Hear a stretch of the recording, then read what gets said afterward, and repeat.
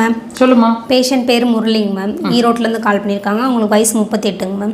அவருக்கு வந்து இடுப்புலேருந்து கால் பின்னாடி கெண்டைக்கால் வரைக்கும் இழுத்து பிடிச்ச மாதிரி வலி இருக்குன்னு சொல்லியிருக்காருங்க மேம். அதில் எதனால் வருது அப்படின்னு சொல்லி தெரிஞ்சுக்கணும்னு கால் பண்ணியிருக்காருங்க மேம். அது முன்னாடி அப்பப்போ தான் இருந்துச்சுங்களா மேம். இப்போ வந்து ரொம்ப கண்டினியூஸாகவே ரொம்ப பெயினாகவே இருக்குது அப்படின்னு சொல்லியிருக்காருங்க மேம்.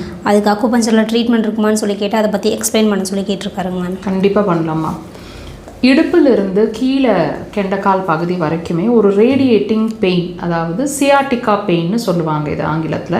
ஸோ இந்த மாதிரி சிலருக்கு வந்து அந்த இடத்துல பயங்கரமான ஒரு ஸ்ட்ரிங் இழுத்து பிடிச்ச மாதிரி ஒரு வலி இருக்கும். ஒரு நான் இழுத்து பிடிச்சா எப்படி இருக்கும் அந்த மாதிரி ஒரு வலி ஃபீல் பண்ணுவீங்க. சிலர் படுக்க கூட முடியல, தூங்கும்போது புரண்டு படுக்க கூட முடியல, அவ்வளோ பெயின்ஃபுல்லாக இருக்குதுன்னு ஃபீல் பண்ணுவாங்க. இந்த மாதிரி சஃபரிங்கில் நீங்களும் இருக்கீங்க அப்படின்னா கண்டிப்பாக இதுக்கான சொல்யூஷன் என்ன, இதுக்கான காரணம் என்ன டெஃபினட்டாக தெரிஞ்சுக்கலாம். பொறுமையாக முழுசாக இந்த பதிவை பாருங்கள்.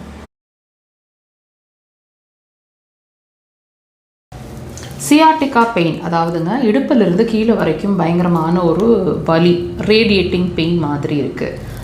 இது வந்து நாள் கணக்கில் இருக்குது, மாத கணக்கில், வருஷ கணக்கில் இருந்துகிட்ருக்கு. இப்போ அன்பேரபிளாக இருக்குது. இப்படி தானே நீங்கள் ஃபீல் பண்ணிகிட்ருக்கீங்க. அதுக்கு மெடிசன்ஸ் எடுக்கும்போது நல்லா இருக்குது, அந்த வலி பரவாயில்லையாக இருக்குது, அல்லது ஏதாவது எக்ஸ்டர்னலாக அப்ளிகேஷன் பண்ணும்போது பெட்டராக இருக்குது, மறுபடியும் வலி வருது. இதானே உங்களோட சுச்சுவேஷன். இந்த சுச்சுவேஷனில் தானே நீங்கள் இருக்கீங்க.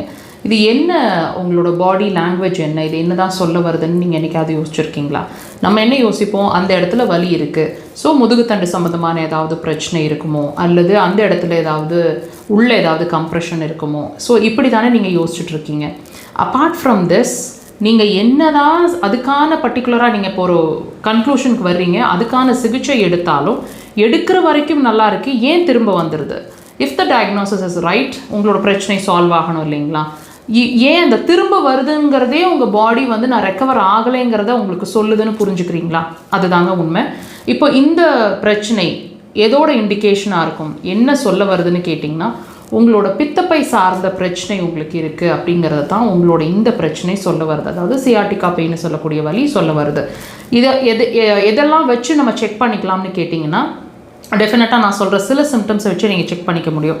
டெஃபினட்டாக இந்த வலிக்கு முன்னாடி கொஞ்ச நாள் முன்னாடியிலேருந்தே உங்களுக்கு தூக்கம் சரியில்லாமல் இருக்கும், டைஜஷன் சரியில்லாமல் இருக்கும், ரொம்ப டிஸ்டர்ப்டாக இருப்பீங்க, எரிச்சல் மூட் வந்து எரிச்சலாகவே இருந்துகிட்ருக்கிற மாதிரி இருக்கும், கண்கள் சார்ந்த பிரச்சனை இருக்கும், டைஜஷன் இஷ்யூஸ்னால் எதுக்கழிச்சிட்டு வர மாதிரி இருக்கிறது, ரிஃப்ளெக்ஸ் மாதிரி இருக்கிறது. கண்டிப்பாக இதில் ஏதாவது ஒன்றாவது பொருந்துங்க. செக் பண்ணி பாருங்கள். அக்குபஞ்சர் அதுக்கு சிறந்த தீர்வு.